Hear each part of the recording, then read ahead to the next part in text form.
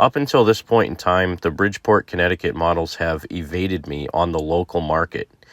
But recently, when I was perusing the used section of one of my favorite shops, I noticed that a Charter Arms undercover popped up, and based on the website, it had a 5-digit serial number.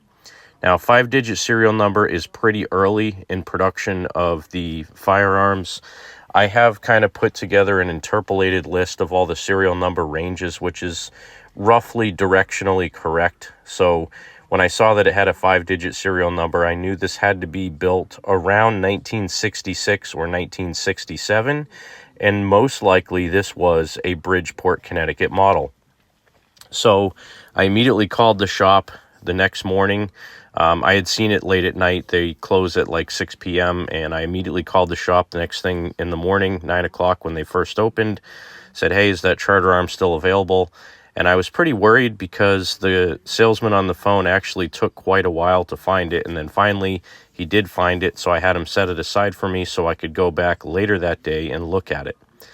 And I was pleasantly surprised when I walked in the door. Not only is this a Bridgeport, Connecticut model with a 5-digit serial number, and again, probably from around 1966 or 1967, it was in immaculate condition.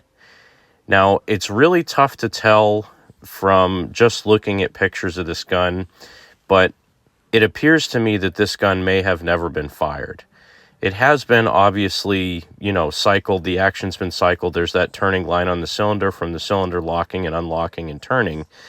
But as I kind of walk around this gun, you can see how beautiful the bluing is on this gun. And if we look at the back of the frame, normally when you have a gun that's been carried a lot or shot a lot, you'll start to get little circles worn on the back of that frame where those rounds are pounding into the frame as it gets smacked around, again, from shooting it and carrying it. And there's no evidence of those round marks on the back of the frame. So if this was fired, it was fired very little and it was kept very clean.